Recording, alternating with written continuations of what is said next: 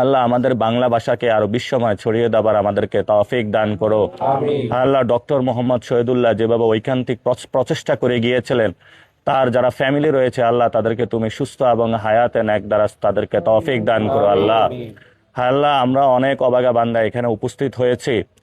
আমাদের বাংলা ভাষা, যে বাংলা ভাষা বলার কারণে পাকিস্তানি হানাদার বাহিনী আমাদের উপর অনেক নির্যাতন চালিয়েছে আল্লাহ, তাদের পরে আবার এই ভারতীয় শক্তি আমাদের বাঙালিদের উপরে নতুনভাবে নির্যাতন চালানোর পায়তারা চালাচ্ছে আল্লাহ।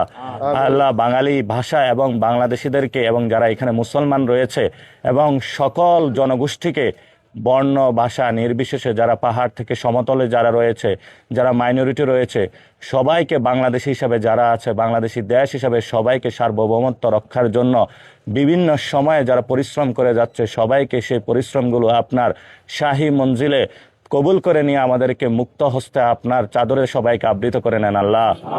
আল্লাহ আপনি জানেন আমরা অনেক অসহায় যারা বাংলাদেশে রয়েছে, আমাদের তিন দিকে আমরা ভারত বেষ্টিত অবস্থায় রয়েছে, একদিকে আমাদের বঙ্গোপসাগর, আমাদের কোথাও যাওয়ার জায়গা নাই। আমরা এই তরুণ প্রজন্ম নতুনভাবে শক্তি এবং শপথ নিয়েছি যে আমরা আমাদের রক্ত চলে যাবে তারপরও আমরা ভারতীয় শক্তির সাথে কখনো আপোষ করব না। আল্লাহ আমাদেরকে মর্যাদা সহ এই ভূমিতে এবং বিশ্ব মঞ্চে বেঁচে থাকার তৌফিক দান করুন। হায় আল্লাহ, বিশেষত আমাদের শহীদ উসমান হাদি ভাই এই ঢাকা ৮ আসনে এবং বাংলার জমিনে তাকে খুন করা হয়েছে। মানুষ বিচারের দাবিতে আওয়াজ তুলেছিল, আমরা এই পর্যন্ত বিচার বুঝে পাইনি। আল্লাহ আমরা যারা এখানে আজকে উপস্থিত হয়েছি এবং পুরো বাংলাদেশের মানুষকে শহীদ উসমান হাদি ভাইয়ের হত্যাকাণ্ডের বিচার বুঝে নেওয়ার তৌফিক দান করো। আল্লাহ বর্তমানে নতুন সরকারে যারা এসেছে তাদেরকে তুমি চাঁদাবাজি, সন্ত্রাস এবং দখলদারিত্ব যাতে তারা বন্ধ করতে পারে সেই শক্তি তাদেরকে দান করো।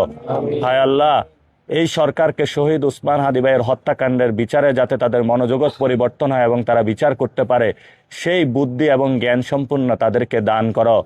হায় আল্লাহ, পরিশেষে যেটা বলবো, ডক্টর মোহাম্মদ শহীদুল্লাহ অনেক কষ্ট করেছেন, ওনার এই আজকে কবর অগুছানো অবস্থায় রয়েছে। উনি বাঙালি মুসলমানদের জন্য, বাঙালিদের জন্য জীবনের সবটুকু শক্তি উজাড় করে দিয়েছেন। হায় আল্লাহ, উনি যেভাবে শক্তি উজাড় করে দিয়েছেন তেমনিভাবে তার পথে থেকে বাংলাদেশ জন্য রক্ষার জন্য আমাদেরকে সেই শক্তি এবং সামর্থ্য দান করো আল্লাহ। রব্বানা ফাগফির লানা যুনুবানা ওয়া কাফির আন্না সাইয়্যাতিনা ওয়া তাওয়াফানা মাআল আবরার। আমিন বিরহমাতিকা ইয়া আরহামার রাহিমিন।